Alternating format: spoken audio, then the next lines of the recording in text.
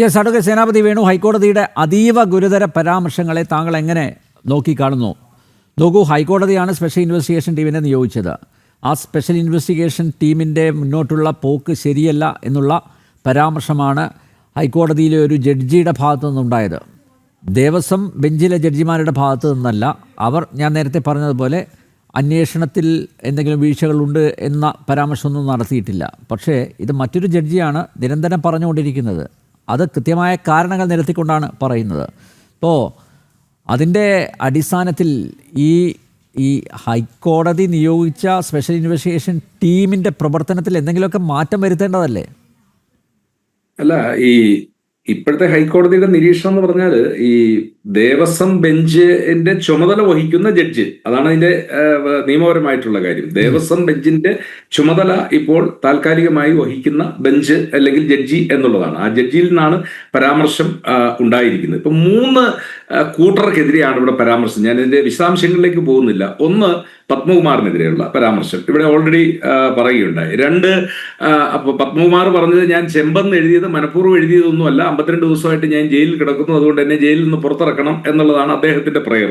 അപ്പോഴും കോടതി ചോദിച്ചൊരു ചോദ്യമുണ്ട്, അങ്ങനെ എഴുതാൻ പാടുണ്ടോ?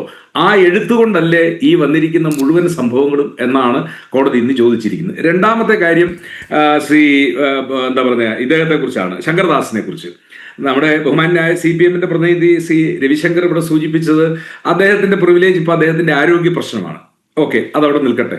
ആ ആരോഗ്യ പ്രശ്നത്തെക്കുറിച്ച് അത് മെഡിക്കൽ ബോർഡ്, അന്വേഷണ ഉദ്യോഗസ്ഥന്മാർ ഇദ്ദേഹത്തിനെ ചോദ്യം ചെയ്യാൻ പരുവത്തിലുള്ള സ്ഥിതിവിശേഷമാണോ എന്നുള്ളതൊക്കെ അദ്ദേഹത്തെ കസ്റ്റഡിയിൽ എടുക്കുമ്പോൾ അത് അവർ മെഡിക്കൽ ബോർഡിന് മുമ്പായി ഹാജരാക്കുകയും പറ്റുന്നതല്ല എങ്കിൽ അപ്പോൾ തന്നെ അദ്ദേഹത്തെ ആശുപത്രിയിലാക്കുകയൊക്കെ ചെയ്യും. അങ്ങനെയാണല്ലോ തന്ത്രി ഇപ്പം ആശുപത്രിയിലായിരിക്കുന്നത്. ഇനി മൂന്നാമത് ചോദിച്ച ചോദ്യം എന്ന് പറഞ്ഞാൽ അതിലും ഗൗരവതരമാണ്.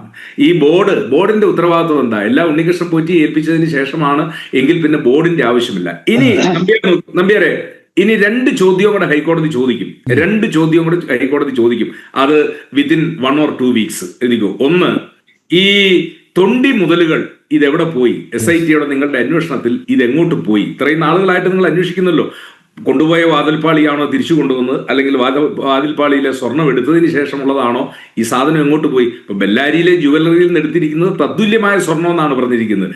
ആ യഥാർത്ഥ സ്വർണത്തിൽ നിന്നുള്ള സാധനങ്ങൾ എടുത്തിട്ടില്ല. അപ്പൊ തൊണ്ടി മുതൽ കണ്ടെത്തിയിട്ടില്ല, ഒന്നാമത്തെ കാര്യം. 2, ഹൈക്കോടതി ചോദിക്കാൻ പോകുന്ന അടുത്ത ചോദ്യം, തന്ത്രിയെ അറസ്റ്റ് ചെയ്ത് എന്താ കാരണം? തന്ത്രി മോഷിച്ചുകൊണ്ട് പോയി എന്നുള്ളതല്ല, മോഷണത്തിന് കളമൊരുക്കി എന്ന് പറഞ്ഞാൽ അദ്ദേഹത്തിന്റെ നിർവഹിക്കേണ്ട ഉത്തരവാദിത്വം. കാരണം ദിവസവും പൂജയ്ക്ക് പോകുന്നയാള്, ഇതെല്ലാം കാണുന്നയാള്, കണ്ടുകൊണ്ടിരിക്കുന്നയാള്, കസ്റ്റോഡിയൻ എന്ന് പറയാൻ പറ്റത്തില്ല. കസ്റ്റോഡിയൻ ബോർഡാണ്, പക്ഷെ ഹാൻഡിൽ ചെയ്യുന്നയാളാണ് ഇത് കൊണ്ടുപോകുന്ന ഘട്ടത്തിൽ അതിനെ തടയേണ്ടയാള് തടയാതിരുന്നു. ഈ ചോദ്യം തന്നെയാണ് ഹൈക്കോടതി ചോദിക്കാൻ പോകുന്നത്. തന്ത്രി ചെയ്തിരിക്കുന്ന അതേ കുറ്റകൃത്യം ചെയ്തിരിക്കുന്ന മന്ത്രിയുടെ ആ മന്ത്രിയിലോട്ട് അന്വേഷണം എത്തിയിട്ടില്ല.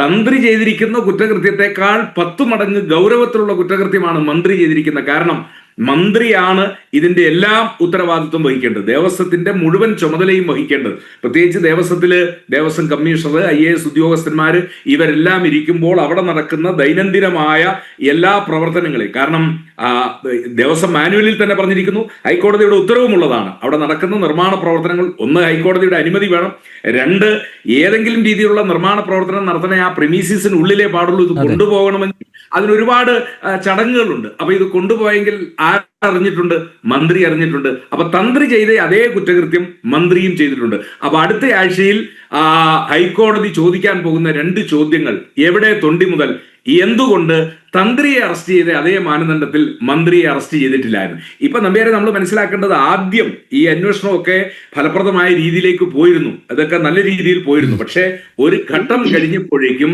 ഇത് എത്തേണ്ടവരിലേക്ക് എത്തും എന്ന് ബോധ്യപ്പെട്ടത് കൊണ്ടാണ് അന്വേഷണത്തെ വഴിതിരിച്ചു വിടുന്നതിന് വേണ്ടി ഇപ്പൊ പല രീതിയിലുള്ള നടപടികളും സ്വീകരിച്ചുകൊണ്ടിരിക്കുകയാണ്. ഇവിടെ ഹൈക്കോടതി ചോദിച്ച വളരെ പ്രസക്തമായ ഒരു കാര്യമല്ലേ ഇത്? സ്വാധീനമുള്ള ആളുകൾ നാട്ടിലുണ്ടെങ്കിൽ അവർക്ക് എന്തും ചെയ്യാവുന്ന സ്ഥിതിവിശേഷമാണല്ലോ. ശങ്കർദാസിനെ കുറിച്ച്, ശങ്കർദാസ് ഈ കേസിലെ പ്രതിയാണ്.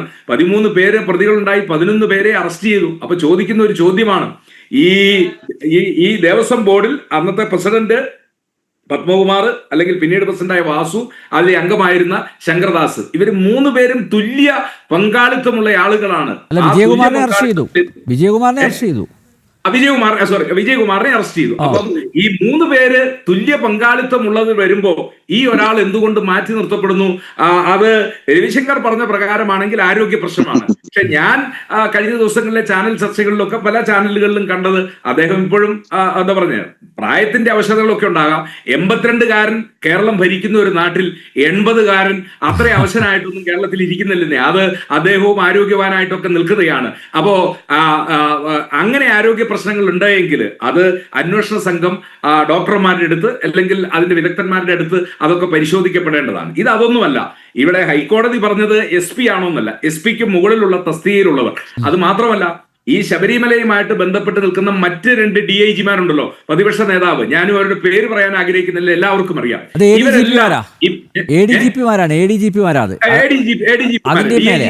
DIG-ക്ക് മുകളിലേക്ക് പോയിരിക്കുന്ന, അവരുടെ മുകളിലേക്ക് പോയിരിക്കുന്ന ഇവരെല്ലാം ഇതുമായി വളരെ കൃത്യമായ രീതിയിൽ ഇവർക്ക് അവിടെ സ്വാധീനമുള്ളതാണ്. ആ സ്വാധീനം മുഖ്യമന്ത്രിയുടെ ഓഫീസ് വരെയുണ്ട്. ആ മുഖ്യമന്ത്രിയുടെ ഓഫീസിനെ നിയന്ത്രിക്കുന്ന അദ്ദേഹത്തിന്റെ പൊളിറ്റിക്കൽ സെക്രട്ടറി, അവരൊക്കെ ഇതിനെ നിയന്ത്രിക്കുമ്പോൾ അന്വേഷണം അത് ഈ തന്ത്രി വരെ നിൽക്കണം, ഇനി അങ്ങോട്ട് മുന്നോട്ട് പോകരുത് എന്നുള്ളതാണ് ഇവർ ആഗ്രഹിക്കുന്നത്. പക്ഷേ ഒരു കാര്യം ശരിയാണ്, ഇത് എന്താ പറഞ്ഞേ, ഒരുപക്ഷെ അയ്യപ്പന്റെ എന്താ പറഞ്ഞേ ആഗ്രഹമായിരിക്കാം. കാരണം ഇതിന്റെ അകത്ത് യഥാർത്ഥ പ്രതികൾ എല്ലാവരും പുറത്തു വരണമെന്നുള്ളത് കാണാം. നമ്മൾ ഇന്ന് കണ്ടില്ലേ ഒരു കാഴ്ച കണ്ട് നമുക്ക് മനസ്സ് വേദനിക്കല്ലേ? ബാംഗ്ലൂരിൽ നിന്ന് 2 ചെറുപ്പക്കാര് 20 ദിവസമായിട്ട് അവർ നടന്ന്, ഇന്ന് എനിക്ക് തോന്നുന്നു കോട്ടയം ജില്ല എവിടെയോ കടന്നു പോയിരിക്കുകയാണ്. 21ാമത്തെ ദിവസം. അവർ നാളെയാണ് ശബരിമലയിൽ എത്തുകയുള്ളൂ. ആ മനുഷ്യരോടൊക്കെ ചെയ്യുന്ന എത്ര നെറികേടാണ് ഇവന്മാർ അവിടെ കയറിയിരുന്ന് ചെയ്ത്.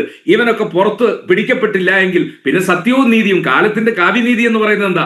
ഈ ഘട്ടത്തിലും 20 ദിവസമായി ബാംഗ്ലൂരിൽ നടന്ന് 2-3 ചെറുപ്പക്കാർ അയ്യനെ കാണാനായിട്ട് ഒരു വരുന്നു. അത് മനസ്സിലെ ഭക്തിയാ.